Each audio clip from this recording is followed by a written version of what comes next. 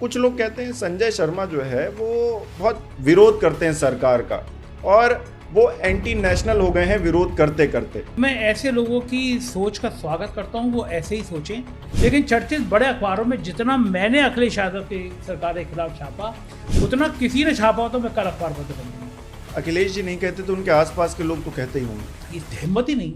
अच्छा, बदायूं से ये मन बना कर आए थे कि जो भी सरकार होगी उसकी क्लास लगाएंगे। हमेशा वो काम किया पत्रकारिता में जो जनता से जुड़ा हुआ था, जनता से जुड़े सवाल थे। तो अमित शाह जी कहते हैं कि पत्रकार को एक्टिविस्ट नहीं होना चाहिए, मैं तो यहाँ पूरे एक्टिविस्ट हो गया। और इस खुरपेची पत्रकार को जवानी में क्या नेता भी बनना था, नेतागिरी का शौक था।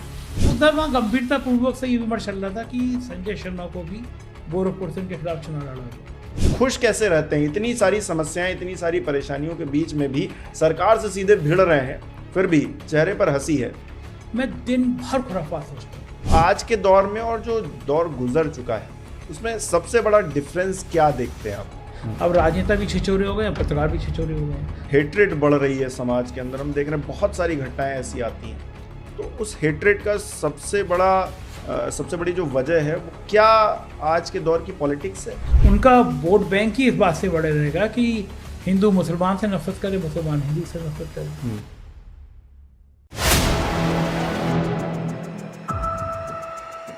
खुदी को कर बुलंद इतना कि हर तकदीर से पहले खुदा बंदे से खुद पूछे, बता तेरी रजा क्या है। अल्लामा इकबाल की ये पंक्तियां आज मुझे इसलिए याद आ रही हैं क्योंकि मैं एक ऐसे शख्स का पॉडकास्ट करने के लिए यहां बैठा हूं जो सेल्फ मेड पर्सन है। बदायूं से शुरू हुआ सफर किस तरह से लखनऊ पहुंचा, फिर दिल्ली होते हुए अब तो मिडिल ईस्ट में तहलका मचा रहा है। तो 4 PM के बनने की कहानी और 4 PM को बनाने वाले की कहानी दोनों आज जानेंगे संजय शर्मा की जुबानी। बहुत बहुत स्वागत है सर आपका। शुक्रिया बहुत बहुत हिमांशु। और मुझे बड़ा असहज सा लग रहा है कि मेरे बारे में तुम बातचीत कर रहे हो, तो मुझे ये बड़ा वो अजीब सा लग रहा है।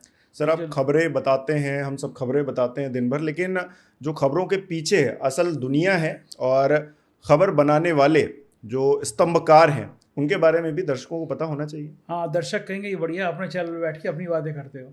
लेकिन कुछ लोग तो ऐसे हैं जो जानना चाहते हैं। कुछ लोग नहीं, मैं तो कहूँगा सभी लोग जानना चाहते हैं। अच्छा, मुझे उम्मीद नहीं थी कि वो लोग मेरे बारे में भी जानना चाहते हैं। तुम कह रहे हो तो मान लेता हूँ। तो सबसे पहला सवाल तो ये है कि ये 4 PM जो नाम रखा गया है इसके पीछे की क्या कहानी है, क्योंकि लोग 4 PM को 8 PM से भी जोड़ देते हैं। हाँ, उस समय में तो 8 PM की शराब बड़ी मशहूर थी। 8 PM और मुझे याद है कि बहुत लंबे समय से 8 PM की बड़ी बिक्री रही शराब की। तो अखबार का नाम रखने के पीछे कारण ये था, हम शाम का अखबार निकालना चाहते थे। तो बहुत नाम आए, सांद समाचार, इवनिंग टाइम्स, सांद बुलेटिन। फिर हमको लगा कि अखबार में लोगों के हाथ में पहुंचने का टाइम 4 बजे होगा, तो क्यों ना इसका नाम ही 4 PM रख दो। तो केवल ये सोच कर कि अखबार पहुंचेगा आदमी के लिए 4 PM अखबार का नाम रख दिया। और फिर बाद में जब YouTube चैनल शुरू हुआ तो लगा कि ये 4 PM बहुत अखबार बहुत ज़्यादा चर्चा में आ गया था। तो लगा इसी ब्रांड को आगे बढ़ाया जाए, तो 4 PM फिर YouTube चैनल भी हो गया। अच्छा, 4 PM को खड़ा कर लिया, अब तो मिडिल ईस्ट तक धमक है और भी आगे बढ़ने की कहानियां हैं। लेकिन कुछ लोग कहते हैं संजय शर्मा जो है वो बहुत विरोध करते हैं सरकार का और वो एंटी नेशनल हो गए हैं विरोध करते करते। तो इसका क्या जवाब और किस तरह से जवाब देंगे आप? अगर कोई ये सोचता है कि मुझे यूपी की सरकार, मुझे केंद्र की सरकार से तीखे सवाल पूछने पे अगर मैं एंटी नेशन हूँ, मैं राष्ट्र विरोधी हूँ, तो मैं ऐसे लोगों की सोच का स्वागत करता हूँ। वो ऐसे ही सोचें, क्योंकि मैं सरकारों से सवाल पूछना बंद नहीं कर सकता। दरअसल मुझे जब पत्रकारिता शुरुआत की थी तो मेरे दिमाग में एक लाइन बैठी हुई थी कि जो सरकार बताती है वो विज्ञापन होता है और जो सरकार छुपाती है वो खबर होती है। अब कुछ लोग मुझसे कहते हैं, बड़ा एक सहज सवाल कहते हैं कि सरकार कुछ अच्छा नहीं करती, आप अच्छा बोलते नहीं हो। तो मेरा जवाब ये होता है कि सरकार अच्छा काम करने के लिए ही आती है। वो हम पे कोई एहसान नहीं कर रही है, वो हमारा अच्छा काम कर रही है। हम लोगों ने उसको चुना ही इसीलिए कि वो अच्छा काम करे। लेकिन वो क्या काम गलत कर रही है ये बताना मीडिया की जिम्मेदारी होती है। मीडिया जब प्रधानमंत्री से सवाल करे तो वो पूछे कि 700-800 किसानों की मौत हो गई, तब आपको याद क्यों आया कि आपने किसानों के बिल वापस ले लिए। मीडिया को सवाल करना चाहिए कि 40 साल की सबसे बड़ी बेरोजगारी की दर इस समय क्यों है। मीडिया को सवाल करना चाहिए कि मध्यम वर्गीय परिवारों की कमर क्यों टूट गई, जबकि वो आपके कहने पे कोरोना में ताली बजा रहे थे, थाली बजा रहे थे, सब आपके भक्त थे। उनके ऊपर अत्याचार क्यों हो गया? अब मीडिया क्या पूछती है, आप थकते क्यों नहीं हैं? आप पर्स क्यों नहीं रखते? आप पर्स बटुआ रखते नहीं रखते हैं? आप इतनी एनर्जी कहाँ से लाते हैं? आपके अंदर क्या ईश्वर की सीधी लाइन आपके ऊपर कनेक्ट हो रही है? अब मैं तो ऐसे सहज सवाल, मैं बड़े मजे के सवाल पूछ सकता हूँ, मैं ये भी पूछ सकता हूँ, लेकिन फिर ये भी पूछूंगा कि भाई देश की हालत हो रही है, लोग कह रहे हैं आप कर क्या रहे हो? तो 2014 से पहले, तब फेसबुक मेरी देख सकते हैं, मेरा वीकली अखबार था वीकेंड टाइम्स, तब मैं भारतीय जनता पार्टी को बड़ा अच्छा लगता था, क्योंकि मैं तब बिल्कुल सवाल जो तीखे सवाल है कांग्रेस से करता था। एक बार मुझे अभी तक हेडिंग याद आई है, जब अन्ना आंदोलन चल रहा था, 2G स्कैम और ये सब चल रहा था, तो मैंने हेडिंग लगाई थी भ्रष्टाचारियों के सरदार और मनमोहन सिंह की फोटो लगाई थी। हालांकि मुझे बाद में बहुत गिल्ट हुआ, क्योंकि सिख समुदाय का मैं बड़ा आदर करता हूँ। मुझे लगता है कि देश में बहादुर कौम है सिख, जो जान दे देती है, तो मुझे हेडिंग ही नहीं लगानी चाहिए थी। लेकिन मेरा आशय वो नहीं था कि सिख कम्युनिटी को करूँ, लेकिन मेरा आशय था मौन क्यों हूँ? आपके इर्द गिर्द जो लोग हैं वो सब करप्ट है, तो मौन क्यों? जैसे मैं उत्तर प्रदेश सरकार से भी सवाल करता हूँ कि योगी जी कहते हैं कि सामान लोग कहते हैं योगी पैसा नहीं लेता, लेकिन उनके आसपास के जितने अफसर हैं वो तो इतने भ्रष्ट थे। तो अब ये 2014 से ये पहले सवाल मैं केंद्र से करता था। अखिलेश यादव की सरकार थी 12 से 17 4 PM को उठा के देख लें। मैंने कई बार मंच से कहा है कि समाजवादी पार्टी की सरकार में चर्चित अखबारों में, मैं ये कहने कोई 2 कॉपी छाप रहा है, 10 कॉपी छाप रहा है, उसकी बात नहीं करता, लेकिन चर्चित बड़े अखबारों में जितना मैंने अखिलेश यादव की सरकार के खिलाफ छापा, उतना किसी ने छापा हो तो मैं कल अखबार बंद कर दूंगा। मेरी दोस्ती थी, बहुत अच्छी दोस्ती थी उनसे, लेकिन अखबार की खबर छापने में कोई कोताही नहीं थी। DGP ने एक क्रिमिनल के पक्ष में लेटर लिख दिया था, तो मैंने हेडिंग लगाई थी DGP बिकता है बोलो खरीदोगे। एक मिनिस्टर थे, अब नहीं रहे वो, उन्होंने एक लड़के को गाली दी थी, मैंने गालियाँ छाप दी थी। गायत्री प्रजापति तो जेल में, उसका एक बहुत बड़ा कारण 4 PM है कि जितना हमने गायत्री के छापा तक किसी ने नहीं छापा। तो एक लाइन खिंची हुई थी। मैं अखिलेश यादव जी से मिलने जाता था, लगभग हर महीने बुलाते थे मुझे, वो चाय पी लाते थे, और कभी ऐसा नहीं हुआ कि अखिलेश जी बाहर तक मुझे गाड़ी पे छोड़ने ना आए। बीच में कमरा होता था, जब वो निकलते थे मैं देखता था 5-6 कैबिनेट मिनिस्टर बैठे हुए हैं और वो बंदे बंदे लंबी देर तक बात कर रहे हैं उन्हीं के बीच से। लेकिन वो अखिलेश जी की बड़प्पन है, गाड़ी में बैठ जाऊं जब तक ड्राइवर चलना दे, शीशा नीचे न हो जाए, वो जाते नहीं थे। एक मुख्यमंत्री इतना सम्मान दे रहा है और आप उसके खिलाफ लिख रहे हो। तो मैं ये देखता था यार, मैं इनके सब्र की सीमा देखता था, ये कब मुझसे कहेंगे कि ये क्यों छाप दिया। तो एक अच्छा, अखिलेश जी नहीं कहते तो उनके आसपास के लोग तो कहते ही होंगे। ये हिम्मत ही नहीं। जब बॉस कंफर्ट है तो चमचों की क्या हिम्मत। बाद में अब लिखते हैं कुछ संगी साथी, मैं एक मोनू सिंह नाम है शायद नौजवान का, मैंने उसकी पोस्ट पढ़ी एक दिन कि ये संजय शर्मा जो मैंने सरकार के खिलाफ लिखा, बोले यही तेवर है। हम जब स्टूडेंट थे लखनऊ यूनिवर्सिटी के और संजय जी का अखबार आता था 4 PM, मन करता था आग लगा दो दफ्तर में। हमने करवाया, अखिलेश भैया से कहा कि देखिए ये अखबार आपके खिलाफ लिखता है, तो अखिलेश जी ने कहा इससे सीखो कि हमारी कमियां बताता है। एक कार्यक्रम किया था मैंने अभी हयात होटल में, तो अखिलेश जी गेस्ट थे, सामने बैठे हुए थे, तो मैंने यही बात कही कि अखिलेश जी सामने बैठे हैं, मैं तो इनके खिलाफ सबसे ज़्यादा छापता था, लेकिन एक सीमा थी कि एक लाइन थी, मैं इनसे काम को नहीं कहूँगा, ये मुझसे खबर को नहीं कहेंगे।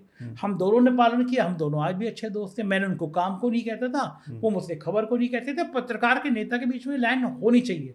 अखिलेश जी ने उसी कार्यक्रम में मेरे 4 PM के भाषण में कहा कि जब खबर छपती थी तो कई लोग मुझसे आके कहते थे कि ये तो आपके खिलाफ लिखते हैं और आप इनको बिठा के चाय पिलाते हैं। तो मैंने कहा इस बोले कि कार्रवाई की भी कहते थे, अफसर ये कर दीजिए वो कर दीजिए, तो मैं लोगों से कहता था कि इससे सीखो, ये सरकार की कमियां बताते हैं और ऐसे निंदक नहीं दिया राखी आंगन कटी छवा है। तो बोले ऐसे लोगों को तो पास में रखना चाहिए। तो ये मैं मानता हूँ डेमोक्रेसी में मीडिया का अपना यही स्थान होना चाहिए कि जो आप सरकार से सवाल पूछो। अब तो चाटुकारों की भाड़ होते थे ना, भाड़ों की लाइन लगी हुई है लंबी चौपड़ी, ऐसे सरकार की छापरी में एक लंबी लाइन है। अंजना ओम कश्यप, रूपकला लियाकत, रजत शर्मा, सुधीर चौधरी बिछे जा रहे हैं। कोई अपनी शर्म नहीं, कोई लिहाज नहीं, लाइन लगा के चमचागिरी में करे। यार सरकार से सवाल पूछना भूल गए, विपक्ष से सवाल पूछते हैं। पत्रकार का काम विपक्ष की आवाज़ बनना होता है, सरकार की कमियां बताना होता है, जनता की आवाज़ सुनना होता है, कोई करता ही नहीं। अब उसमें आप कह दो सरकार से सवाल पूछ रहे हो तो आप राष्ट्र विरोधी हो, आप राष्ट्र के खिलाफ हो, इसमें मैं कुछ कर नहीं सकता भैया, उनका मन है, अपना कहते रहिए आप भैया, हम्म, कुछ तो करिए, कुछ तो लोग कहेंगे, लोगों का काम है कहना। हम्म। अच्छा, बदायूं से ये मन बना कर आए थे कि जो भी सरकार होगी उसकी क्लास लगाएंगे? मन जैसी कोई चीज़ नहीं होती है कि वहाँ पे बदायूं में जब पत्रकारिता शुरू की थी, एक जिले के संवाददाता थे, तब भी ऐसी खबरें लिखने का मन करता था कि जैसे लोग हिल जाएं कि यार ये खबर है। बदायूं में करते थे, बरेली में आए, बरेली में स्टार न्यूज़ में आए, ईटीवी में काम किया, तब भी ऐसी खबरें ढूंढी जो जन सरोकार की खबर हो, जैसे सिस्टम हिलता हो, जैसे अफसरों को लगता हो, नेता को लगता कि ये चीज़ होनी चाहिए थी। तो मैंने ये हमेशा वो काम किया पत्रकारिता में जो जनता से जुड़ा हुआ था, जनता से जुड़े सवाल थे। लखनऊ में आकर तो अमित शाह जी कहते हैं कि पत्रकार को एक्टिविस्ट नहीं होना चाहिए, मैं तो यहाँ पूरे एक्टिविस्ट हो गया। मैंने कोरोना काल में लाशें फेंक दी जा रही थी, मैंने स्टडी करी, हमारे हैदराबादी मित्र हैं, हम लोगों ने बैठ के रिट तैयार करी, एनजीटी में गए हम, दिल्ली में शिकायत दर्ज करी, भारत सरकार, बिहार सरकार, यूपी सरकार को नोटिस जारी हुए, JPNIC लखनऊ में बन रहा है, अखिलेश यादव की सरकार थी, संजय सेठ शालीमार के मालिक सबसे करीबी थे नेताजी के, मुलायम सिंह के, 600-700 करोड़ का ठेका मिला, बिल्डिंग बन गई। जैसी बिल्डिंग बनी तो योगी जी ने आके उसकी जांच शुरू कर दी। संजय सेठ घबरा के पलट के चले गए बीजेपी में, MP भी बन गया, सुना लक्ष्मी जी की बड़ी मेहरबानी भी वो कर दी उन्होंने पार्टी पे, लेकिन वो जो बिल्डिंग जिसकी जांच हो रही थी वो खंडहर होती चली गई। एकदम मैं और मेरे मित्र वकील साहब हैदराबाद दोनों निकल रहे थे, हमने कहा कि यह 1000 करोड़ की बिल्डिंग, ये तो टैक्स का पैसा है, आम आदमी का पैसा है। मैंने उस पर स्टोरी करी, कोई फर्क नहीं पड़ा, तो मैंने जाके हाई कोर्ट में जनहित याचिका दायर कर दी। चीफ जस्टिस की बेंच थी, सरकार को नोटिस जारी हुआ, उसके बाद अब JPNIC की बिल्डिंग बनने जा रही है। कई लोग मुझसे बोले अभी ये बिल्डिंग बन रही है, इसका सबसे बड़ा श्रेय आपको देना चाहिए, क्योंकि वरना खंडहर हो जाती। तो मैं तो एक्टिविस्ट की भूमिका मानता हूँ कि जर्नलिस्ट को हमेशा एक्टिविस्ट होना चाहिए, हर समय उसके अंदर एक्टिविज्म रहना चाहिए, समाज के लिए, सिस्टम के लिए, सरकार के लिए, जो गलत कर रहा है उसको हमेशा बोलते रहना चाहिए। तो वो आवाज़ मैं हमेशा बना रहूँ, मैं इसकी कोशिश करता हूँ, और अपने कामों से, अपनी कलम से, अपनी जवान से वो काम करके भी दिखाता हूँ। अच्छा, 4 PM तो अपना पेपर हो गया, अपना चैनल हो गया, यहाँ पर तो आप खुले तौर पर जो भी आपके मन में है, जो सच्चाई है वो आप बयां कर सकते हैं, लेकिन क्योंकि आपने दूसरे चैनल्स में काम भी किया है, तो जब काम किया तो कभी प्रेशर महसूस किया कि हमने कुछ खबर की और जो है किसी ने चलाई नहीं? ये गोदी मीडिया वाला जो कॉन्सेप्ट है, ये अभी आया है या पहले भी था? 2003-4 की बात बता रहा हूँ कि एक चैनल में नौकरी कर रहा था, बड़ा जलजला था, उस समय चैनल होते नहीं था, हाँ, बहुत कम होते थे। खबरों तो मतलब जो कम होते हैं, तो अब तो भीड़ है, उस समय तो 2-3 चैनल, तो उसमें जो पत्रकारिता कर रहा है, जिसके हाथ में ID है, वो बादशाह होता था, कमिश्नर, DM, SP सब आगे पीछे घूमते थे। तो अमर सिंह आए थे बरेली में, तो मुझे उस चैनल से कहा गया कि हम 25,000 रुपये का एक्स्ट्रा भेज रहे हैं, बाकी अखबार और चैनल में अमर सिंह के खिलाफ खबर ना छपे, मैनेज कर लेना। वो मुझे बड़ा झटका लगा कि भाई संगी साथी है, बोलते कंपटीशन रहता है, आप अमर उजाला के, मैं जागरण का हूँ, ये सहारा का, या ETV का, मैं स्टार न्यूज़ का, अब मैं उनको मैनेज करूँ कि अमर सिंह के खिलाफ खबर में छापना। उस दिन मुझे लगा कि अब वो दौर आ गया कि नौकरी नहीं कर पाऊंगा, क्योंकि अब आने वाले समय में मालिकों का एक गठजोड़ बनेगा जो पत्रकारिता नहीं करने देगा। ये ख्याल मुझे उस 25,000 रुपये, 30,000 रुपये के प्रलोभन पे आ गया था कि अब मालिक हावी हो जाएंगे। बस फैसला किया, लखनऊ चल के अखबार निकालना है। लखनऊ में मैं, चूँकि सारा मैं दिल्ली से जुड़ा रहा था, लखनऊ में हजरतगंज के अलावा किसी घर को नहीं जानता था, किसी चौराहे को नहीं जानता था। एक दयाल साहब है कजिन है मेरी, उनके घर के अलावा किसी आदमी को नहीं जानता था। यहाँ आ गया वीकली अखबार निकालने के लिए। मेरे एक ब्यूरोक्रेट IAS दोस्त हैं, बिल्कुल बड़े भाई जैसे हैं, मेरी ज़िंदगी यहाँ तक आई है, उसमें उनका बहुत बड़ा योगदान रहा है मेरे हौसला बढ़ाने में। तो आजकल भारत सरकार में है वो। तो उन्होंने मुझसे कहा कि क्या पागलबंदी कर रहे हो, वीकली अखबार निकालने के लखनऊ आ गए तुम, लखनऊ की तुम्हें ABCD नहीं पता, एक इतना बढ़िया कैरियर, एक इतने बढ़िया चैनल का तुम छोड़ कर आए हो, बेकार हो जाओगे, या वीकली अखबार तो ब्लैकमेल समझते हैं लोग। तो मैंने हंसते हुए कहा कि देखना आप, इस वीकली अखबार से एक दिन प्रदेश का मुख्यमंत्री मेरे घर आएगा। तो हंसे, बोले हाँ सब ऐसे ही सोचते हैं, 15-20 हज़ार अखबार छपते हैं यार। बड़ी मेहनत करी उस वीकली अखबार को जमाने के लिए। लखनऊ में वीकली अखबार निकालना सपने जैसा था। और 2005 के आसपास की बात बता रहा हूँ। 4 PM तो 15 में शुरू हुआ। 10 साल तक उस वीकली अखबार को निकालना, सफ़र करना, वो अपने आप में एक अनूठा अनुभव था कि मैं एक वीकली अखबार से अपनी पहचान बना रहा था। पूरे देश में पहचान बन रही थी, इतना अच्छा वीकली अखबार निकला नहीं था सालों से। और फिर 4 PM निकला। एक दिन मुख्यमंत्री, एक मैगजीन निकाली थी मैंने, कंपटीशन की, तो मुख्यमंत्री जी के यहाँ से फ़ोन आया और मुख्यमंत्री जी घर पे आए। तो जब आए अखिलेश जी घर पे आए, जैसे ही गए तो मैंने पहला फ़ोन अपने उन ब्यूरोक्रेट दोस्त को कहा, मैं कहा देखिए मैंने आपसे कहा था ना कि एक दिन अब मुख्यमंत्री मेरे घर पे आएंगे लखनऊ में। मुख्यमंत्री घर पे आ गए। तो ये मेरे अंदर भगवान जी जब स्क्रू कर रहे थे ना, मेरा दिमाग लगा रहे थे, तो उन्होंने एक 20 ग्राम दिमाग इसका और लगा दिया कि इस बंदे के अंदर हिम्मत डाल दो और इसके अंदर कॉन्फिडेंस क्या ओवर कॉन्फिडेंस डाल दो। तो मुझे एक लाइन हमेशा याद आती है, हिमांशु, कैनवास जितना बड़ा होगा ना तस्वीर उतनी बड़ी बनेगी। तो जब मैं नौकरी कर रहा था तब मैं सोचता था कि मैं अपना चैनल होगा, अपना अखबार होगा, कोई कल्पना नहीं करता था क्योंकि उस समय बढ़िया नौकरी चल रही थी। तो हमेशा मेरे कैनवास बड़े रहे। मेरी इतनी वर्तमान स्थिति, आर्थिक स्थिति, सामाजिक स्थिति इतनी मजबूत नहीं होती थी, लेकिन मेरे को तस्वीर बड़ी बनाने में बड़ा मज़ा आता था। मैं खबर की दुनिया का आदमी, लेकिन एक दिन बम्बई गया सालों बाद, मन में आया कि कोई नया काम करना चाहिए। जूहू में ऑफिस खोला, 4 PM म्यूजिक लॉन्च कर दिया। 4 PM म्यूजिक के लिए गाने, चूँकि मेरी पत्नी बहुत अच्छा गाना गाती हैं तो दिमाग में संगीत रहता था, 4 PM म्यूजिक लॉन्च कर दिया। 4 PM बॉलीवुड लॉन्च कर दिया। बॉलीवुड की दुनिया बहुत अच्छी लगती है, पिक्चरें मैं बहुत देखता हूँ। तो एक नई दुनिया की तरफ हमेशा आकर्षित करता रहता हूँ। सरकार ने पहलगांव हमले के बाद चैनल प्रतिबंधित कर दिया। यूट्यूब से मेल आया 29 तारीख को कि साहब सरकार ने कहा है आप देश विरोधी, आपका चैनल बंद कर दिया जाए। बंद कर दिया गया। हमने कहा हमने ऐसा कौन सी राष्ट्र विरोध बातें करी? हमने तो पूछा था भाई आतंकी कहाँ से आए, जिम्मेदारी किसकी है, गृह मंत्री कहाँ थे? ये सवाल तो हर भारतीय को पूछना चाहिए।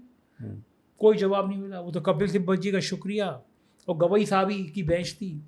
हम गए और सरकार को 1 हफ्ते के अंदर जवाब देने को नोटिस जारी हो गए कि आपने किस वीडियो के आधार पर बंद किया। हमने तो कुछ कहा ही नहीं है। हम तो भारत के लिए खिलाफ कहना तो छोड़ो, सोच भी नहीं सकते। ये देश ऐसा है हम इसके लिए जान दे सकते हैं अपनी। तो सरकार का जवाब तो था नहीं। तीसरे दिन हमारा चैनल खोल दिया गया और 7वें दिन तारीख थी तो सरकार की तरफ से आए वकील ने कहा कि हमने अपना आदेश वापस ले लिया, चैनल खोल दिया गया। तो फिर वही ओवर कॉन्फिडेंस जो भगवान जी ने 20 ग्राम दिमाग ज़्यादा विश्वास वाला या दिल में फिट किया था, उस ओवर कॉन्फिडेंस ने कहा कि अब तुम्हारे पंखों को और विस्तार देने की ज़रूरत है। दोपहर के 1 बजे चैनल सुप्रीम कोर्ट में उन्होंने रिट दायर करी, बाहर आया, चाय पिया और सोचा अब क्या करना चाहिए बड़ा। रात के 1 बजे मैं दुबई में था और अगले दिन दोपहर के 1 बजे मैंने 4 PM बड़ी लिस्ट लॉन्च कर दिया। मैंने कहा कि आप मुझे भारत में रोकोगे मैं दुनिया में फैल जाऊँगा। बड़ी लिस्ट बढ़िया चल रहा है। हम 30,000 के आसपास सब्सक्राइबर हो गए 1.5 महीने के अंदर। रंजना जी बड़ा अच्छा काम कर रही हैं। तो मतलब ये ओवर कॉन्फिडेंस जो है ना, इसने बहुत बड़े मुकाम तक पहुंचाया। खतरे लेने की जरूरत से ज़्यादा क्षमता। जिन मंत्री जी की गाली मैंने छापी थी वो मंत्री बड़े माफिया टाइप के थे, किसी की हिम्मत नहीं होती थी। मैंने गाली छाप दी मंत्री जी की, हेडिंग लगा दी DGP बिकता है बोलो खरीदोगे। DGP बड़े बौखला रहे, मतलब उन्होंने कमेंट किया ये तो नक्सलाइट है और ये तो वामपंथ है, अर्बन नक्सल है। मैंने कहा बोलते रहो, जो काम कर रहे हो वो छपेगा। तो डर जैसी कभी कोई चीज़ लगी नहीं। कॉन्फिडेंस लेवल हमेशा बहुत बड़ा रहा। लगा कि कुछ भी असंभव नहीं है। और मेरी तो ज़िंदगी वाकई में फिल्मी कहानी जैसी है।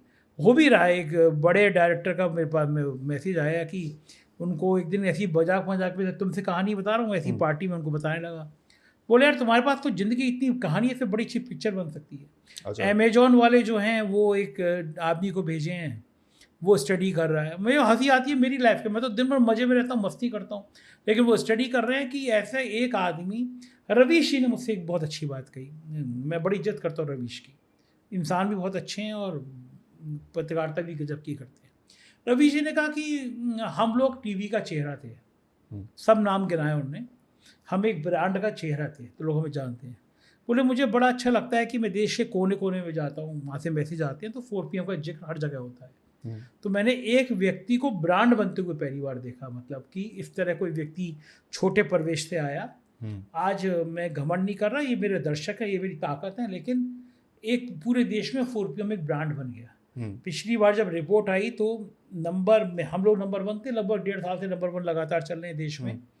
30 करोड़ व्यू 1 महीने में, यानी 1 करोड़ से ज़्यादा व्यू रोज आ रहे हैं। हमारे नंबर 1 और नंबर 2 के बीच में 17 करोड़ व्यू का अंतर था। ललन टॉप जैसा ब्रांड जो इंडिया टुडे का ब्रांड है, आज तक पे जिसके विज्ञापन आते हैं, हमसे 20 गुना ज़्यादा उसके कर्मचारी काम करते हैं, हमसे 1000 गुना संसाधन है उनके यहाँ। कभी वो आमिर खान उनके आ रहे हैं, कभी चंचूड़ उनके आ रहे हैं, कभी तमन्ना भाटिया आ रही हैं, तमाम लोग आते हैं, बड़ा ब्रांड है। तब भी वो हमसे व्यू में 5.5 करोड़ पीछे चल रहा है। हम लोग लखनऊ में बैठ के ये कितने बड़े ब्रांड से क्यों आगे रहे हैं?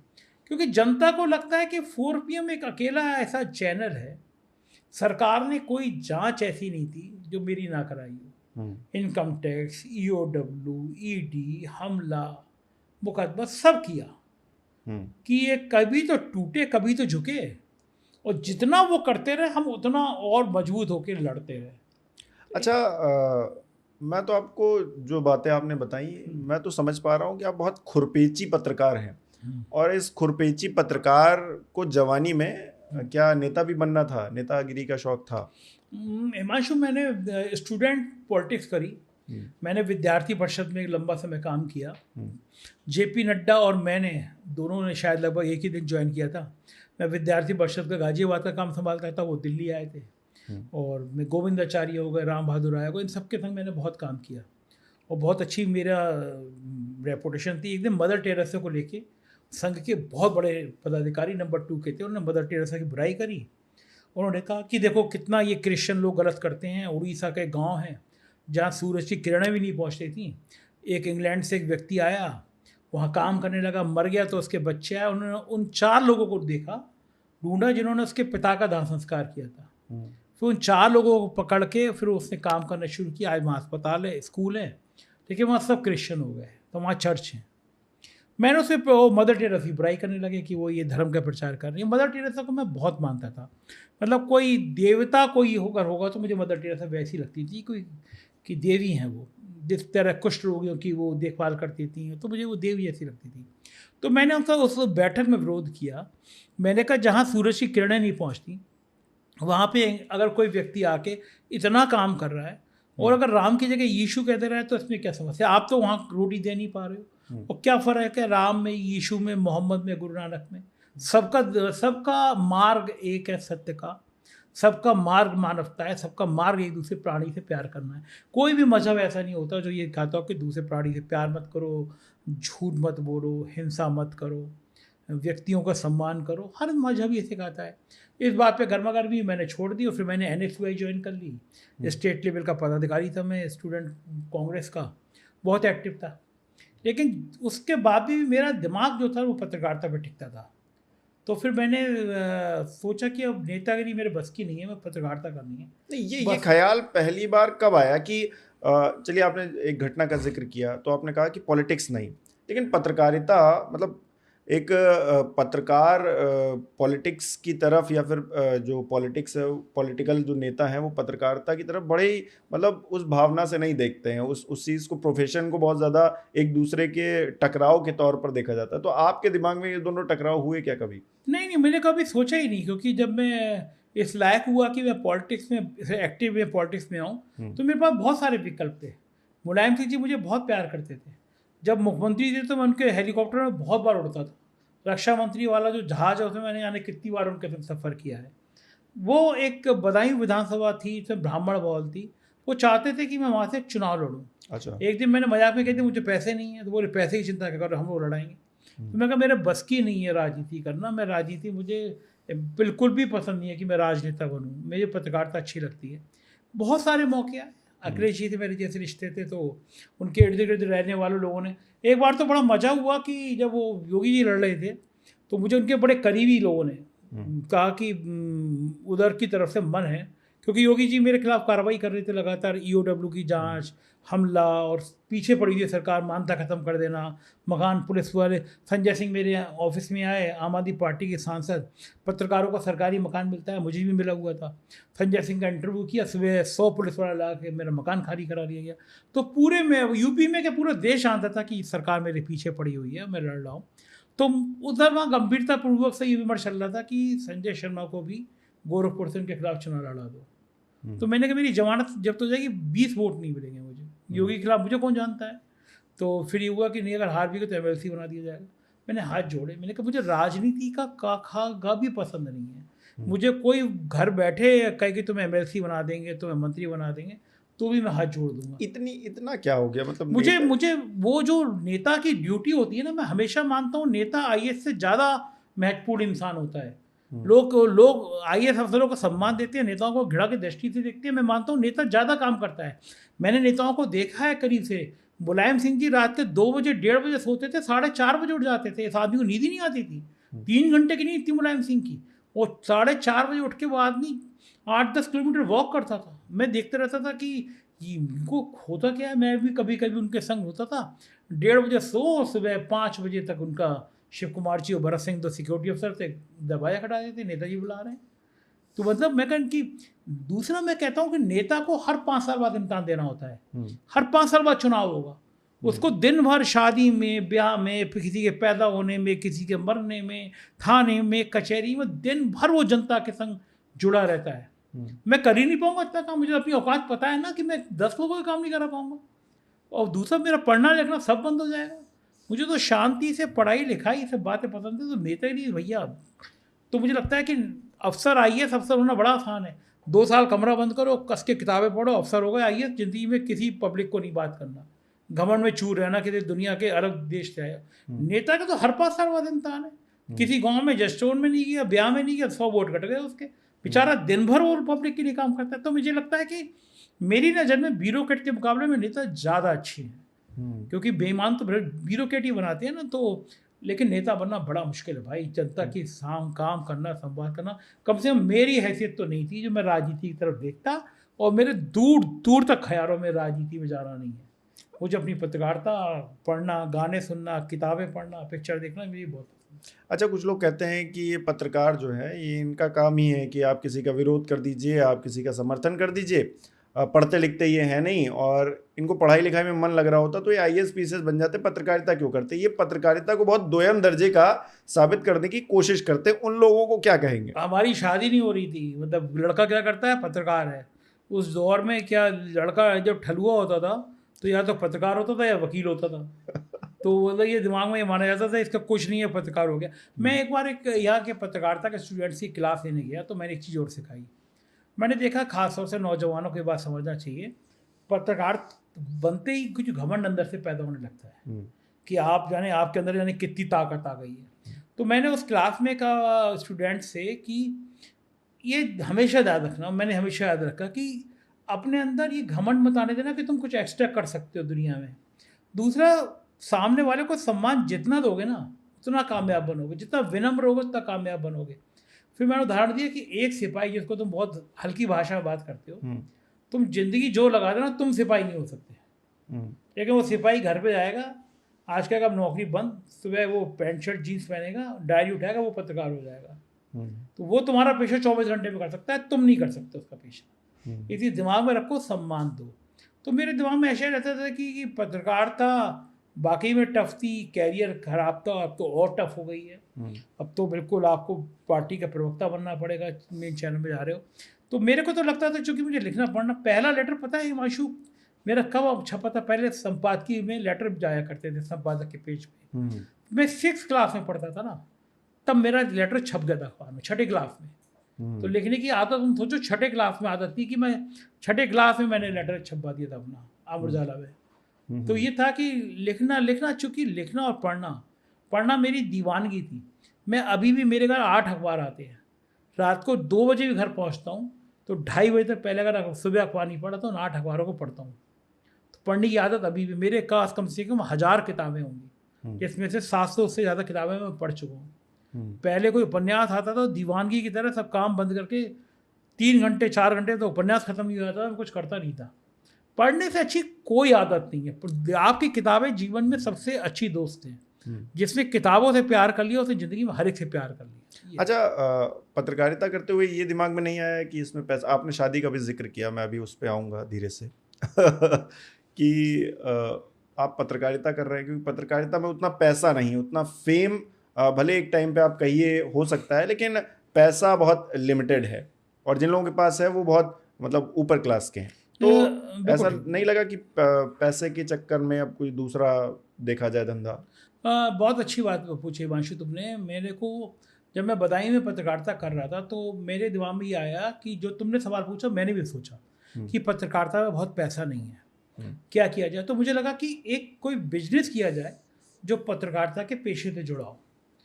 तमाम ख्याल आए, ठेकेदारी करो, ये करो। मैं कहा ये तो बड़ा गंदे ख्याल है, क्या ठेकेदार पत्रकारिता का। फिर लगा कि प्रिंटिंग प्रेस एक ऐसा, पब्लिकेशन हाउस एक ऐसा चीज़ है जो हमारे पेशे से जुड़ा है। तो बदायूं की पहली ऑफसेट प्रिंटिंग मशीन मैंने लगाई थी। अच्छा। मुझे कागज़ नापना भी नहीं आता था, लेकिन मैंने एक मशीन खरीद लगाई ऑफसेट की, और मैंने उस मशीन से बदायूं की पहली ऑफसेट थी। तो लोगों ने, मैंने लोन वोन लेके लगाई मशीन। पहले साल में सारा पैसा आ गया, क्योंकि पहली मशीन थी और पंचायत के चुनाव आ गए थे। तो वो इतना ज़्यादा मेरा प्रिंटिंग प्रेस पे आया, 24 घंटे में 18 घंटे मशीन चलती थी। तो मुझे को लगा कि ये पेशा एक ऐसा पेशा है जिसके संग में मैं जी सकता हूँ, पत्रकारिता कर सकता हूँ। जब लखनऊ में आया, वीकेंड टाइम्स निकाला था शुरू में, तो कहीं और छपवाने जाते थे। तो आज मशीन बंद है, आज ये है, तो मैंने अपनी मशीनें लगाई। और फिर मैंने सोचा कि कभी निर्भर नहीं रहना पड़े सरकारों पे। कॉलेजों की प्रिंटिंग करी, बैंकों के काम लिए, संग संग किए पत्रकारिता के। मुझसे एक आध जना बड़ा मुंह सड़ा के बोला, अरे आप क्या, आप बिजनेस भी करते हैं, आप पत्रकारिता भी करते हैं। मैंने कहा मैं अखबार को बिजनेस ही नहीं बनाता ना, बिजनेस करता हूँ, प्रिंटिंग प्रेस चलाता हूँ, लेकिन अखबार को बिजनेस नहीं बनाता। ये नहीं करता अखबार के साथ धंधा करूँ। तो मेरे को मानना ये है कि मैंने एक पत्रकार से कहा, ऐसी वो थे, हमारी नौकरी चली गई और वो डिप्रेशन में जा रहे थे। मैंने कहा यार मैं तुम्हारी जगह होता ना तो मैं चाय की दुकान भी खोल लेता। अपना काम करना, मेरे पिता ने कहा था, समझाया था एक दिन, अपना काम कभी छोटा नहीं होता। तो मैं इस ऑफिस में भी देखते हो, मैं आता हूँ, कोई अगर नहीं होगा तो मैं उठ के झाड़ू लगाने लगता हूँ, मैं बर्तन भी धो दूंगा, मुझे कोई शर्म नहीं है। मैं अगर 2 लोगों को, स्टाफ को देखूं कि वो खाने के बर्तन उठा के नहीं रख रहे हैं, तो बजाय मैं चिल्लाने के, कई बार मैं उठा के अपने आप बर्तन धोने शुरू कर देता हूँ। ज़िंदगी में ऐसा बर्तन दोबारा नहीं रखेंगे। दुनिया का कोई काम छोटा नहीं होता। मैंने पत्रकारिता की शुरुआत करी तो मेरे एक बॉस थे, वो चाहते नहीं थे मैं पत्रकारिता में आऊँ, तो उन्होंने मुझे अखबार के सर्कुलेशन की भी जिम्मेदारी दी। सुबह 4 बजे उठ के मुझे अखबार देखना पड़ता था कि कहाँ का गया। मुझे अभी तक याद है, 1-2 बार ऐसा हुआ कि जैसे एक सर्किल में 25 अखबार जा रहे हैं, होकर नहीं आया, तो मैंने उस दिन वो 25 अखबारों को घरों में भी डाले हैं। तो मैं ये बता रहा कि अब वो एक एरिया था, 25 अखबार 30 अखबार जा रहे हैं और नहीं आया होकर, जिम्मेदारी में। तो मुझे कोई शर्म ही नहीं थी, मैंने साइकिल पर रखे अखबार, मैंने अखबार भी डाल दिए। लक्ष्य एक था कि पत्रकारिता में रहना है। छोड़ा चैनल तो अपना अखबार चलाना है। मैं सोचो कौन रिस्क लेगा, एक स्थापित चैनल जिसमें स्टार न्यूज़ जैसा चैनल मैं बरेली में था, जो अब ABP हो गया है, वो चैनल थे नहीं वहाँ पे। उस चैनल का बरेली का मैं इंचार्ज, क्या जलजला मेरा, और मैं लखनऊ आ जा रहा हूँ वीकली अखबार निकालने के लिए, जिस शहर को जानता नहीं हूँ मेरे को। लेकिन मेरे को तस्वीर दिखती है हमेशा कि ये काम, वही 20 ग्राम अलग से भगवान जी का स्क्रू, ओवर कॉन्फिडेंस कि ये मैं कर लूँगा, करूँगा कैसे नहीं, ये ख्याल जो है ना, करूँगा कैसे नहीं, तो वो ख्याल मुझसे बहुत काम करा देता है। कभी गच्चा नहीं खाया इस ख्याल को चक्कर में? मुझे अभी तक तो गच्चा मिला नहीं। मैंने जो भी काम किया, देखो यूट्यूब चैनल शुरू किया, बढ़िया चल गया, और मुझे भगवान जी की, ईश्वर की जो ताकत है, उसकी हमेशा, ख्वाजा की हमेशा ताकत मेरे साथ रहती है। यूपी के चुनाव चल रहे थे, डिबेट मैंने शुरू करी। नेशनल चैनल के डिबेट में व्यूज मैं देखता था कि 500 लोग देख रहे हैं, 2000 देख रहे हैं। मैंने एक दिन डिबेट खत्म करी, 6 लाख लोग देख रहे थे। अचानक यूपी के डिबेट मेरा चैनल बंद। मैं यूट्यूब को लिखूं, कोई जवाब ना आए। मैं समझ गया हैक करा दिया और बंद करा दिया। मैंने फेसबुक पे लिखा कि मेरा चैनल हैक करा दिया गया है, बंद करा दिया गया है, और मैं 4 PM यूपी के नाम से नया चैनल बना रहा हूँ। और कांग्रेस ने, आम आदमी पार्टी ने, सब ने लिखा कि हम मूवमेंट करेंगे, आंदोलन करेंगे। 3 दिन बीत गए, 4 PM यूपी बन गया। तीसरे दिन मेरे अधिवक्ता, बिल्कुल भाई जैसे हैं, मोहम्मद हैदर, बहुत बढ़िया इंसान है, उन्होंने यूट्यूब को बड़ा बढ़िया सा नोटिस दिया कि हम सुप्रीम कोर्ट जा रहे हैं, भारत के चुनाव में दखल दे रहे हैं। और बड़ा सेंसिटिव नोटिस था वो। यूट्यूब ने डर के हमारे चैनल खोल दिया हमारा, और ये एपोलॉजी मैंने की, गलती स्वीकार करी कि हमारा चैनल कंप्रोमाइज़ किया गया था। अब हम क्या करें, एक दूसरा चैनल बन चुका था 4 PM यूपी, 10-20 हज़ार सब्सक्राइबर भी बन गए थे उसके। तो हमने कहा यार चलो एक काम करते हैं कि यूपी का एक अलग चैनल बना देते हैं, यूपी की खबरों का। 4 PM यूपी बन गया। आज उसके 15 लाख सब्सक्राइबर खड़े हो गए। मतलब एक स्टेट का चैनल, मुझे 15 लाख उसके सब्सक्राइबर खड़े हो गए। गुजरात का चुनाव आने को हुआ, हमें नोटिस आ गया इनकम टैक्स का। 10 सालों की सब बताओ, हम समझ गए कि गुजरात पे हम बोल रहे हैं, इससे आ गया। हमने अब हैदर भाई को कहा कि तुम इन नोटिस को अदालत से निपटो, हमने 4PM गुजरात बना दिया, तो उसके भी 4 लाख सब्सक्राइबर होने जा रहे हैं। आप सोचो ना, कल्पना करो, एक चैनल बंद होने की उन्होंने कोशिश करी, अब 4PM national, 4PM UP, Madhya Pradesh, Rajasthan, Haryana, Delhi, Bihar, ये सब खड़े हो गए, पंजाब, म्यूजिक, बॉलीवुड, 12 चैनल देखते देखते 13 चैनल खड़े हो गए। आपने अगर नहीं रोका होता तो एक ही चैनल चला रहे होते। हमारे दिमाग में ख्याल ही नहीं आता कि अब और भी कहीं जा सकते हैं। आज पूरे देश में सारा नेटवर्क खड़ा हो गया। इसको छोड़ो, दुबई शुरू हो गया। आप पहलगाम में आपने बंद किया, हमारा दुबई शुरू हो गया। जब हमें रोकने की कोशिश करी गई तो हमारा एक नया अवतार सामने आया, नई चीज सामने शुरू हुई। तो गच्चा अभी तक तो नहीं खाया दोस्त, तो उम्मीद है कि गच्चा नहीं खाऊंगा। अच्छा, इतनी सारी गंभीर बातें हुई हैं, संजय शर्मा खुद को खुश कैसे रख पाते हैं? क्योंकि बहुत कुछ हुआ है जीवन में, कहानियाँ, मुझे लगता है अगर हम लोग अभी पॉडकास्ट और आगे बढ़ाएंगे, क्योंकि तो अभी 10 घंटे चल सकता है आपकी कहानियों से। लेकिन लब्बो लुआब क्या है, खुश कैसे रहते हैं? इतनी सारी समस्याएं, इतनी सारी परेशानियों के बीच में भी सरकार से सीधे भिड़ रहे हैं, फिर भी चेहरे पर हंसी है। मैं दिन भर खुराफात सोचता हूँ। खुराफात वैसी खुराफात नहीं, तुम्हें परेशान करता हूँ, इनको परेशान करता हूँ, उनको परेशान करता हूँ। कभी जितना स्टाफ तुम देखते हो, कभी मैं बॉस की तरह कभी नहीं रहता। दिन भर में टारगेटेड एक स्टाफ में अपने साथियों को, किसी को परेशान ना करूं।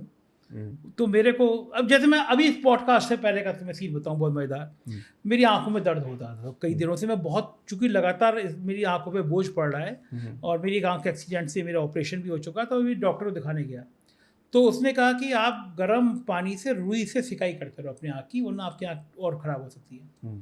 अब मैं वो रुई लगा के सफाई कर रहा था, दबा रहा था, तो बाकी लोग बैठे हुए थे, तो चाय भी पी रहा था। तो एक हमारे राफिया हैं, बहुत अच्छी लड़की एडिटर है, तो वो अंदर आई, तो उसने मेरे आँख पे रख के देखा, बोले सर की आँख क्या हो गया?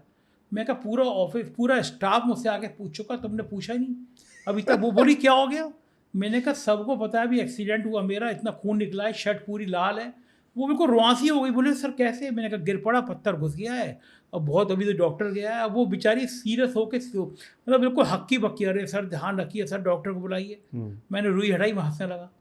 तो ये छोटी सी बात बताई। मैं घर पे जाऊँगा, घर पे मेरा बेटे बेटी, मतलब मैं उनको परेशान किए बिना मैं सो नहीं सकता। रात के 2 बजे हम लूडो खेलेंगे, मैं, पत्नी, बच्चे लोग। आप लूडो में देखोगे ऐसा लगेगा कि जाने भारत पाकिस्तान का युद्ध हो रहा हो। तो हर समय में मुझे आपने उदास नहीं देखा होगा। मैं लाइफ को पूरे मस्ती के संग 24 घंटे में जीने वाला इंसान हूँ। इसको छेड़ो, उसको छेड़ो, उसको परेशान करो, हमेशा मैं मस्ती करते रहता हूँ। तो प्रैंक करते, कभी प्रैंक उल्टा भी पड़ा है आपके साथ भी? कभी कभी ऐसा प्रैंक हो गया? मैं इतना एक्टिव रहता हूँ कि मैं कभी फंसता नहीं हूँ आमतौर पे। लोग मुझे भी फंसाने की, छेड़ने की कोशिश करते हैं, लेकिन आमतौर पे मैं फंसता नहीं हूँ। लेकिन हाँ, मुझे हंसी खुशी ये बहुत पसंद रहती है और मैं चाहता हूँ कि सब जने खुश रहो। और खुश रहने से आपकी बहुत सारी चीज़ें ठीक होती है वंशु। खुश रहने से आपकी पूरी पर्सनालिटी ठीक होती है। तो जितना आदमी खुश रह सके, और मैं तो ये हमेशा कहता हूँ कि आपको ये टेस्ट करना है कि भगवान आपसे खुश है, दुखी है, तो एक ही चीज़ का फार्मूला है, 24 घंटे में कितने घंटे खुश रहते हैं देख लो। अगर ज़्यादा घंटे खुश हो इसका मतलब भगवान खुश है, ज़्यादा घंटे दुखी है इसका मतलब भगवान दुखी है। अभी प्रियंका है हमारे यहाँ, मैंने उनको ऐसी कहानी, फर्जी कहानी बता दी कि मैं बड़ा परेशान हूँ, ये हो गया, मैं एक फ़ैसला करने वाला हूँ, और वो डर गई। हम दूसरे ऑफिस में गए, वहाँ नीति सुष्मिता के सामने, कि उनको हमने पहले बता दिया था। और प्रियंका बड़ी टेंशन में कि सर ऐसा परेशान है ये। बीच में हम खाना खाते खाते मैं बड़ी जोर से हंसा, मैं यार तुम्हें दो क्यों कर रहे हो, कुछ नहीं हूँ। अब मैं 2 दिन से वो बेचारी प्रियंका परेशान थी कि मैंने ऐसी कहानी बता रखी थी। अब वो जो है ना, ये एनर्जी बूस्टर होते हैं, मतलब मजाक में, हंसी मजाक, छेड़खानी, सब बूस्टर होते हैं। कुछ लोग होते हैं ना, मुझे बड़ा सिखाते हैं कि यार तुम समझते नहीं हो। मतलब एक दिल्ली के सीनियर जर्नलिस्ट, थोड़ा जैकेट पहन के बैठा करो, थोड़ा पाउडर वाउडर लगा के बैठा करो। तो आमतौर पर दिल्ली के पत्रकार बैठते हैं। तुम तो एक नेशनल चैनल में काम कर ही चुके हो, तुम तो खैर हो भी सुंदर इतने, तो मेरे गाल तो इतने गुलाबी नहीं है ना, तो मुझे सिखाते हैं जब तुम जैकेट वैकेट पहने बैठे हो, तुम्हें सिखाया गया है टाई वाई में। मैं उनसे कहता हूँ कि वो, अच्छा, एक बड़ी आलोचना होती है, मेरी शर्ट के बटन ऊपर खुला रहता है, मेरे टीचर कहते थे कि शर्ट का पहला बटन जो है इज्जत का बटन होता है, तो उसको बंद करके रखें। हाँ, तो अब ये पॉडकास्ट अगर वो देख रहे होंगे तो फिर वो शायद आपको भी सलाह दे दें। हाँ, मेरे को ये बटन बंद होता है तो मेरा बड़ा गला घुटने लगता है। अब मुझे वो बड़े बड़े लोगों ने की, तुम संपादक हो, कोई गुंडे थोड़ी ना, बटन खोल के बैठते हो, बात करते हो, टी शर्ट पहन के तुम कर लेते हो। तो मैंने कहा यार देखो, मुझे कोई कैटवॉक नहीं करना। जो मेरे दर्शक हैं ये 81 लाख लोग, मुझे इन्हें भ्रमित नहीं करना।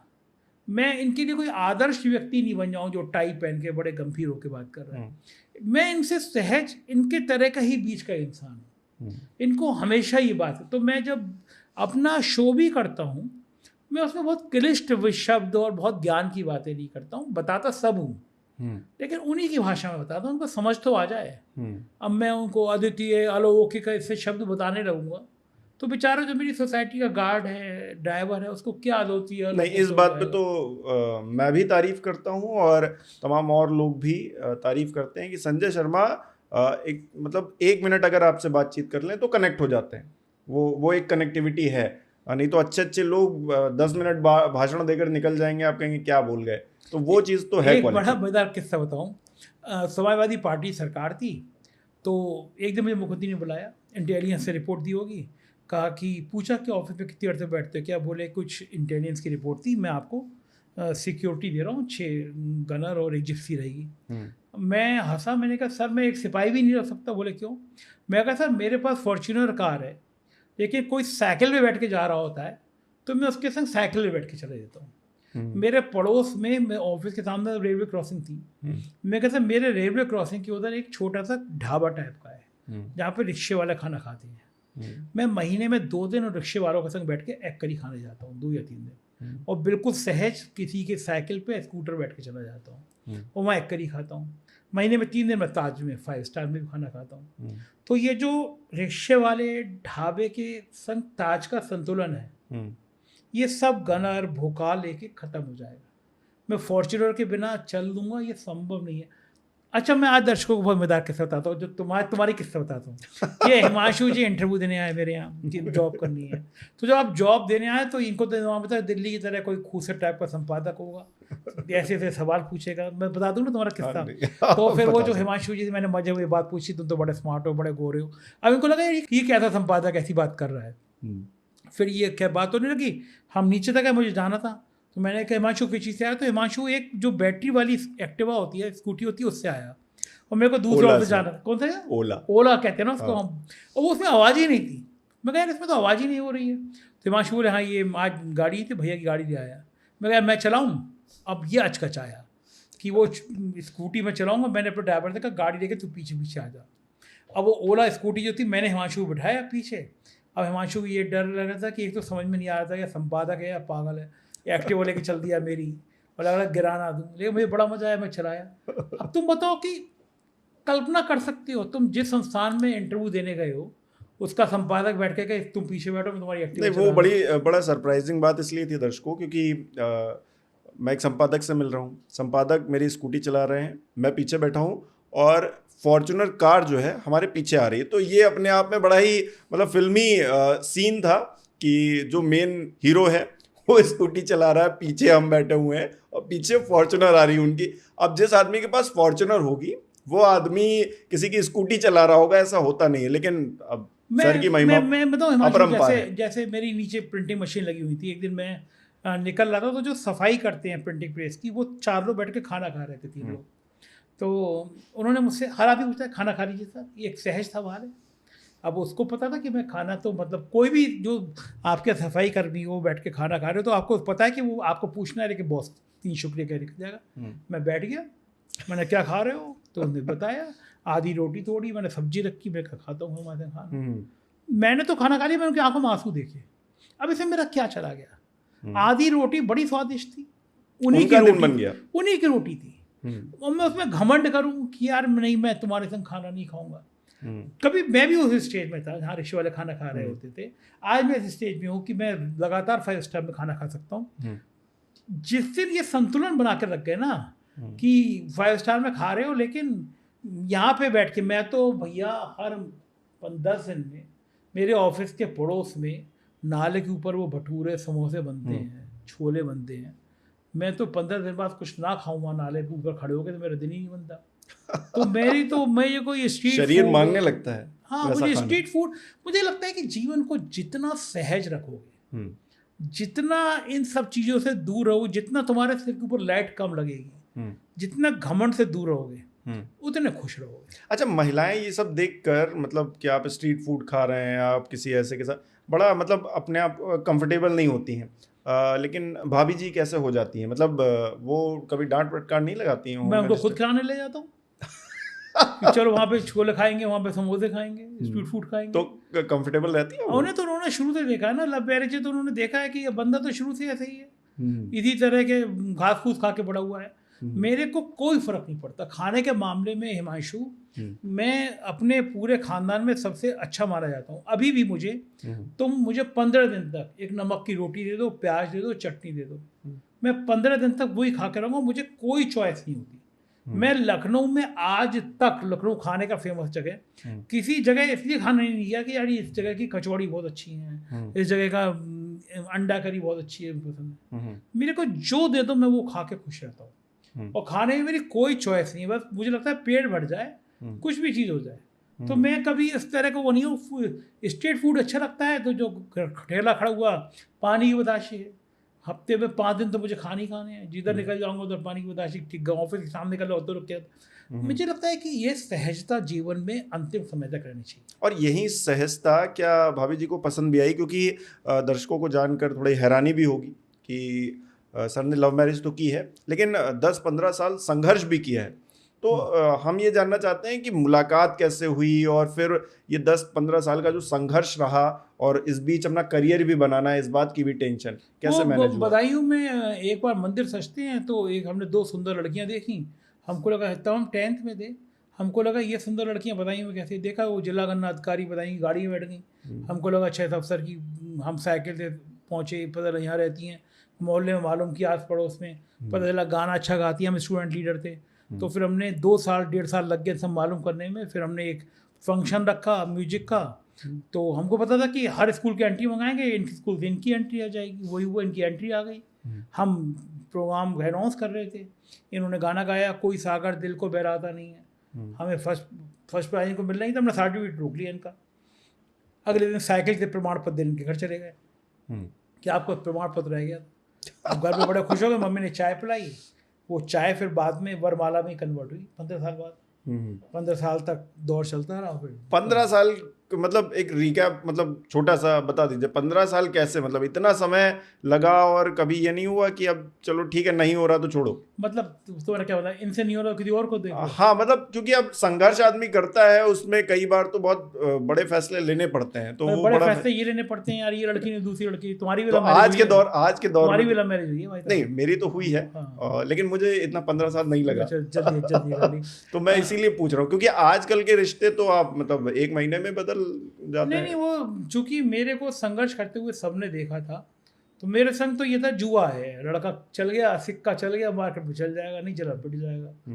तो मेरे सिक्के चलते हुए देखे थे लोगों ने कि कभी ऐसा ग्राफ मेरा यूं बढ़ा, कभी यूं नहीं, वो यूं हो जाए, यूं हो जाए, यूं हो जाए, ये नहीं, मेरा ग्राफ जिंदगी के मोड़ तक यूं चल रहा है, कभी नीचे ढला नहीं आया। तो इन्होंने भी देखा था बंदे के ग्राफ ऊपर ही जा रहा है, काम का बंदा है, सिक्का सही है, शायद ये सोच के कि लड़का अच्छा है, शादी कर ली। अच्छा, क्योंकि कहते हैं एक कामयाब आदमी के पीछे एक औरत का हाथ होता है। मेरे पीछे कई सारी औरतों का हाथ है। बीवी ने सुन लिया, मारेगी मेरे को। तो अब बता दीजिए, खुलासा कर दीजिए क्या मतलब कि भाभी जी कितना सपोर्ट करती हैं, या फिर उनका कितना सपोर्ट रहा है आपके उस सफर में, बदायूं से लेकर आज तक के सफर? दुनिया का कौन पुरुष होगा जो लाइव कह देगा कि मेरी बीवी का सपोर्ट नहीं है? नहीं, मतलब ऐसा कौन आदमी मिलेगा? कोई आदमी, वो आदमी कहेगा नहीं मैं जो कुछ हूँ। मेरी शादी हुई तो जो पंडित आए, जो देखे वो देखे जन्मपत्री, और ये कहे कि आपकी शादी के बाद आपके भाग बदल गया होगा। शादी के बाद जब 10वें पंडित ने भी कहा, तो मैंने कहा उससे पहले तो मंदिर के बाहर कटोरे लेके भीख मांगते थे, तो इनके आने भाग बदल गया। अरे भैया, हम अपना काम कर रहे हैं। तो आप जब लाइव में पूछेंगे कि आपकी पत्नी का कितना बड़ा योगदान रहा, तो हर आदमी, मैं क्या तुम एक दूसरा में जिसका योगदान नहीं रहा होगा वो भी कहेगा कि नहीं, इनके आने से मेरी जिंदगी बदल गई। लेकिन आपने ये कह दिया बड़ी निर्भीकता से कि बहुत सारी लड़कियों का या औरतों का रहा है। भाई आप, मेरी माँ का भी रहा होगा, मेरी बहन का भी रहा होगा, मेरी दोस्त का भी रहा होगा, तो बहुत सारी महिलाएं आई है, पत्नी अकेली महिला क्यों होती? बहुत सारे ऐसे लोग हैं कि जो जिन्होंने मुझे एक कविता लिख के भेजी, उनका भी उस कविता ने मुझे बहुत किया। पहले तो मोबाइल कहाँ थे, कविता आती थी। तो मेरी मित्र थी, महिला मित्र थी, उसने मुझे 5 कविताएं भेजी, आज तक याद है मुझे। तो उसका भी योगदान है लाइफ में। तो जिंदगी में बहुत सारे लोग उतार चढ़ाव होते रहते हैं। हर जिंदगी एक नाव की तरह होती है, उसमें यूं चलता रहता है जीवन में। तो आपके उतार चढ़ाव आते रहते हैं। अब हर महिला से संबंध को आप प्रेम पे ले जाओगे तो समस्या हो जाएगी, लेकिन आप जिनके संग उठते हो, बैठते हो, हंसते हो, बोलते हो, जिनसे आपका मेंटल लेवल मिलता है, वो सब आपकी ज़िंदगी में भूमिका अदा करते हैं। अच्छा, चाहे पुरुष हो चाहे महिला हो। बहुत सारे लोग दोस्त ऐसे होते हैं जिनके संग आप सब कुछ शेयर करना चाहते हो। आपके दोस्त ऐसे होते हैं, पुरुष होते हैं, आप उनके संग सब कुछ बांटते हो। बहुत सारी महिला दोस्त होती है जिनके संग आप सब कुछ शेयर करते हो। सबसे इम्पोर्टेंट बात यह है कि जो सामने वाला दोस्त है वो आपको कितना गंभीरता से लेता है, कितना विश्वास आप पे करता है। कभी ये ना हो कि आपके साथ धोखा करता हो कि वो, तो ये परख हो जाए ज़िंदगी में। रवि शर्मा जी एक हैं, बहुत अच्छे उन्होंने मुझसे एक बात कही। तो रवि शर्मा जी ने मुझसे कहा कि ज़िंदगी में कभी आप अस्पताल में कहीं जाते हो तो आप देखो कि इमरजेंसी नंबर लिखाया जाता है कि आपातकालीन में आपका कॉन्टेक्ट किससे कर सकते हैं। तो उसमें उन्होंने कहा कि ये देखो, जो घर के परिवार के लोग होते हैं, पति पत्नी, माता पिता, भाई बहन, इसके अलावा क्या कभी कोई 3 लोग ऐसे हैं जो जिनका आप इमरजेंसी नंबर दे सको? दिमाग पर जोर डालने, सब दर्शक सोचिएगा आप, आपकी ज़िंदगी में रिश्तेदारों के अलावा क्या 3 लोग ऐसे हैं जो आपके लिए इमरजेंसी नंबर हो, दोस्तों, जो आपके लिए कुछ भी कर सकते हो। मैंने सोचा मैं बड़ा लकी हुआ कि मेरी ज़िंदगी में है, एक IAS अफसर है, मेरे दोस्त हैं, वो मेरे इतने ज़्यादा इमरजेंसी नंबर हैं, मुझे ज़रूरत पड़ेगी तो शायद अपना मकान बेच के मुझे दे दें। ऐसे और 2-3 लोग दोस्त हैं मेरी ज़िंदगी में, एक बड़े कॉर्पोरेट हाउस में काम करने वाला इंसान है। तो मुझे लगता है कि ये लोग इमरजेंसी नंबर हैं मेरी ज़िंदगी में, मुझे परेशानी होगी तो मेरे लिए कुछ भी कर सकते हैं।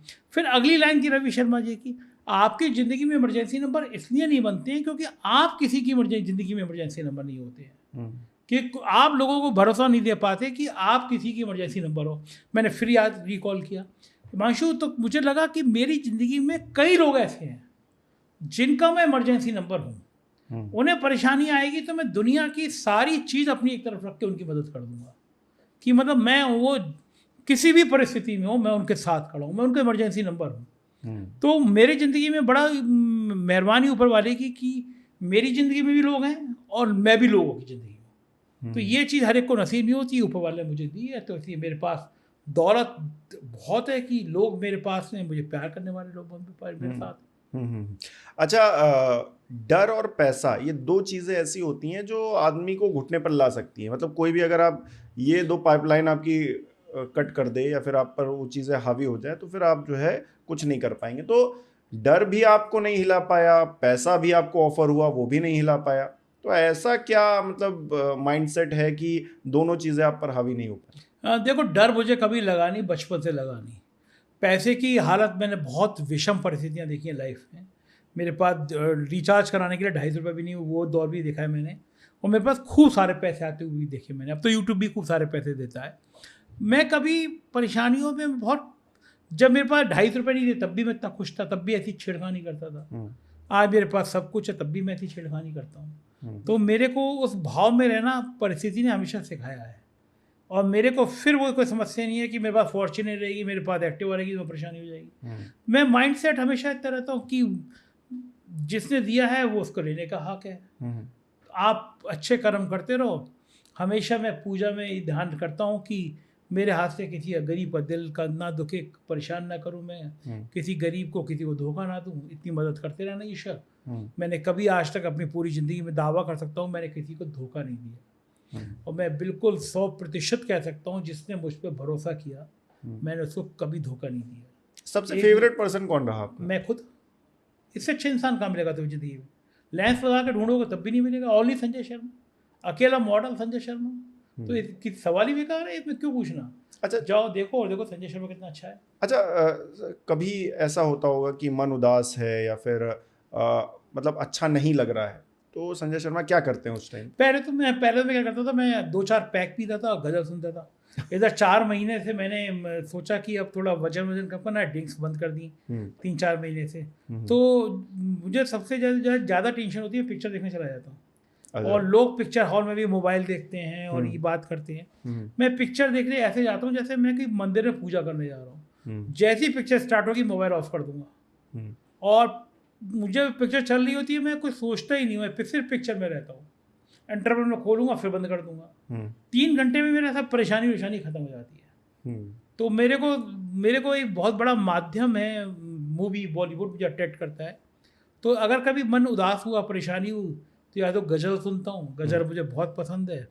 अपने यहाँ बालकोनी में पेड़ों के बीच में बैठ जाता हूँ और गज़ल सुनता रहता हूँ, या पिक्चर देखने चला जाता हूँ। हालांकि ऐसे मौके कम आते हैं, काम इतना तुम लोगों ने दे दिया ना कि उदास होने का मौका नहीं मिलता। रात के 1:30-2 बजे तो काम करते हैं, तो कहाँ उदास होंगे। उदास होने के लिए भी समय चाहिए ना। हाँ, जिसके पास समय ही नहीं उदास होने का, उसका विकल्प ही नहीं है, तो कैसे उदास होगा वो। अच्छा, जो राजनीतिक परिप्रेक्ष्य है आज का दौर जो है, उसको लेकर मतलब कैसा लगता है आपको? जो आपने एक लंबी पत्रकारिता का अनुभव है आपको, तो आज के दौर में और जो दौर गुजर चुका है उसमें सबसे बड़ा डिफरेंस क्या देखते हैं आप, सामाजिक तौर पर भी और राजनीतिक तौर पर? अगर पत्रकारिता के हिसाब से देखूँ तो राजनेता और पत्रकारिता के रिश्ते बड़े अच्छे होते थे, गंभीर चिंतन होता था, गंभीर बातें होती थी।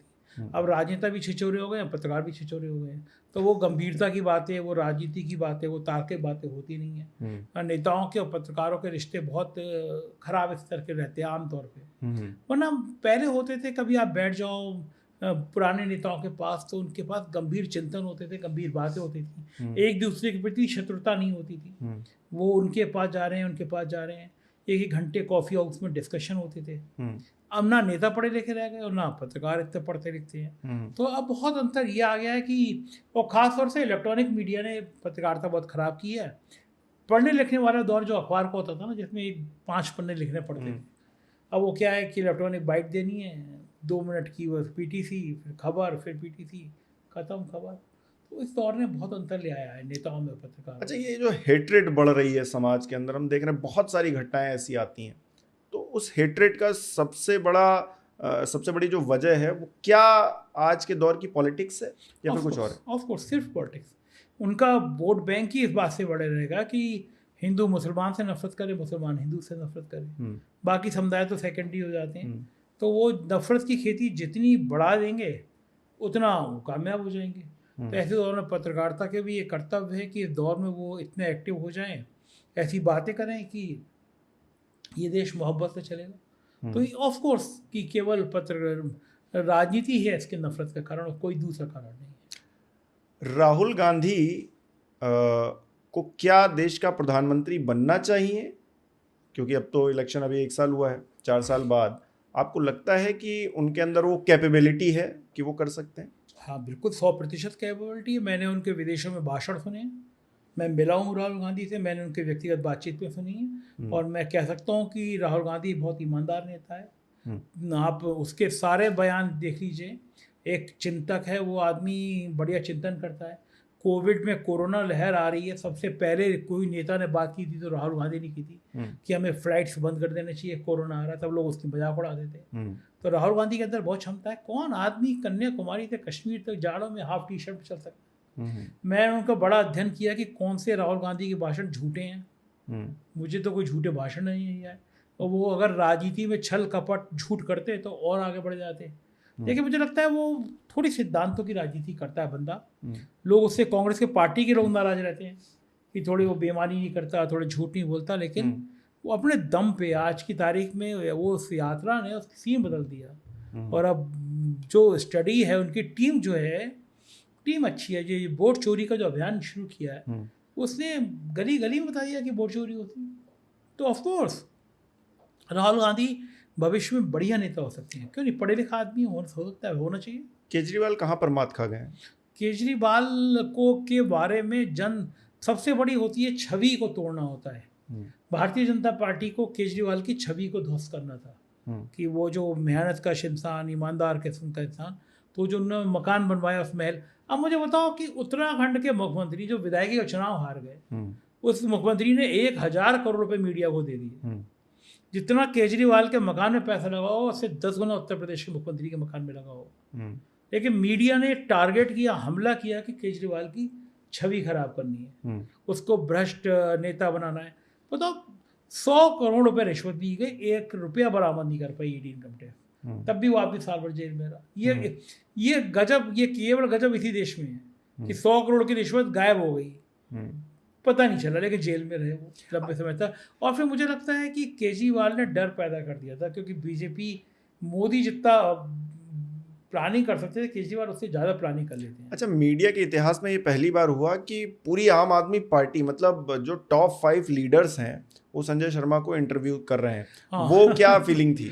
वो जो है ना, वो जब बातचीत शुरू हुई कि चुनाव में इंटरव्यू करना है, तो मैंने कहा कि मैं अब इसी बात पे करूंगा कि सब लोग एक साथ बैठो। उन्होंने नया प्रयोग करना चाहता था, क्योंकि कभी किसी पॉलिटिकल पार्टी का ऐसा नहीं हुआ कि सारी टॉप लीडरशिप एक साथ बैठे। 5 पत्रकार बैठ के एक का कर रहे हैं, ये देखा है। 5 नेता बड़े बैठे हुए हैं। तो मैंने कहा, और फिर मैंने जो इंटरव्यू किया, मैंने पहली कहा थी कि जो रटे रटाए सवाल थे ना, वो सब कर चुके थे। मैं कहा रटे रटाए सवाल नहीं करूंगा, थोड़े ऑफ बीट जाके मजाक के सवाल करूंगा आपको। वैसे तो मनीष सिसोदिया भी थे और मुख्यमंत्री भी थी और अरविंद केजरीवाल भी, सब लोग बैठे हुए थे। बहुत बढ़िया बढ़िया बातचीत हो रही थी, सौरभ थे और सबसे बढ़िया बात हो रही थी। लेकिन मीडिया को ही मिर्ची लग गई सबसे ज़्यादा। कई वेबसाइट खबर, मतलब शायद मेरा इंटरव्यू दिल्ली की मीडिया को सबसे ज़्यादा छुप गया। कई वेबसाइटों ने खबर चलाई कि संजय शर्मा ने सॉफ्ट वाले, एक NDTV पत्रकार आया, यूट्यूबर गोरा चिट्टा है, तुम्हारी तरह, कभी तेल बेचता है वो, कभी स्प्रे बेचता है वो, पॉडकास्ट के लाखों रुपए लेता है। मैं तो बड़ा हैरान हूँ कि NDTV ने यूट्यूबर को रख लिया। उसकी व्यूअरशिप NDTV की उसके जो यूट्यूब में देख रहा था, 2000-3000 यूट्यूबर NDTV वाले प्रोग्राम में आते हैं। अपने प्रोग्राम में सब हीरो हीरोइन को बुलाता है, और फिर आजकल पॉडकास्ट के रेट उसके बहुत बढ़ गए हैं। वो सब काम कर लेता है दुनिया का, तेल भी बेच लेगा, वो तेल का विज्ञापन कर देगा, वो स्प्रे का विज्ञापन कर देगा। ऐसे ऐसे लोग आ गए हैं। तो वो जो है, इस तरह की ब्रांडिंग से लोग चल रहे हैं, बढ़िया चल रहे हैं, काम कर रहे हैं। बीजेपी का सबसे अच्छा नेता कौन है आज की वक्त? भारतीय जनता पार्टी में नेता अच्छे होते हैं। गजब यार, गजब, मतलब कमाल है। मतलब ये तो फिर एंटी नेशनल बात हो जाएगी। हाँ, मतलब वो मुझे लग रहा है, मैं सोच रहा हूँ कि कौन नेता है अच्छा है। अच्छा, पुराने दौर के बता दीजिए। अटल बिहारी वाजपेयी बहुत अच्छे नेता थे। कोई प्रधानमंत्री का शर्ट पकड़ के कहते मेरी बात सुननी पड़ेगी, कोई कार्टून छापे प्रधानमंत्री को, प्रधानमंत्री के सिर की जगह गधे का फोटो लगा दे। आज के दौर में होता तो टाटा एनए से सब कुछ लग जाता, वो मार दिया गया होता आतंकी बता के। लेकिन प्रधानमंत्री उस कार्टूनिस्ट को फ़ोन कर रहा है और कह रहा है कि क्या आप इस गधे के संग चाय पीना पसंद करेंगे? क्या क्या आदमी था भाई, क्या विनम्रता थी, क्या वो भी एनडीए था, लेकिन क्या उसके क्षमता थी लोगों से प्यार करना। जिस नेता के अंदर संवेदनशीलता नहीं है, जिसके अंदर अपनत्व तो नहीं है, बंधुत्व तो नहीं है, वो नेता किसी काम का नहीं है। आप डरा के, सिकंदर भी आया था, हिटलर भी आया था, मुसोलिनी भी आया था, कौन किसको याद रखता है? आप भी अटल जी के किस्से लोग याद करते हैं। ये उनका कॉलर पकड़ के बात कर लेना, तो इसमें प्रधानमंत्री थोड़ा ही छोटा हो जाता है। प्रधानमंत्री चाहता तो जिसने पकड़ के कहा मेरी बात सुनो, 4 जूते पड़वाता और अभी तो 3 साल तक जेल में भिजवा देता, जो अब कर सकते हैं प्रधानमंत्री। जब तो खैर कोई जा ही नहीं सकता उनके पास तक। इससे तो विनम्रता बढ़ गई ना आदमी की, आदमी विनम्र होकर बात कर रहा है। नेता जितना विनम्र होगा, जितना जनता से अच्छा बात करेगा, संवाद करेगा, काम करो मत करो, डॉक्टर की तरह प्यार से बोल दो, तो प्यार से बोलने वाले नेता की कदर होती है। तो वो दौर था अटल बिहारी। अच्छा, मोदी जी को ये कहा जाता है कि आडवाणी जी को बड़ा पीछे कर दिया उन्होंने। जब मोदी जी प्रधानमंत्री की शपथ ले रहे थे, तो एक व्यक्ति ने सोशल मीडिया पर लिखा कि आडवाणी जी की इतनी इज्जत कर लीजिए कि कम से कम एक दिन का पीएम ही उनको बना दीजिए, तो बेचारे जाते जाते, मतलब उनकी लंबी उम्र हो, हम तो यही कामना करते हैं, तो जाते जाते वो ये दिन तो देख लेते कम से कम। तो आप इस कथन को किस तरह से देखते हैं? वो जो है, राजनीति का सिद्धांत होता है, जिस सीढ़ी पे चढ़ो सीढ़ी को सबसे पहले गिराओ। तो मोदी जी ने वही किया। आडवाणी जी उसकी सीढ़ी से बचा दिया था उनको, गुजरात के मुख्यमंत्री से, तो उस सीढ़ी को उनको गिराना था, उन्होंने गिरा दिया।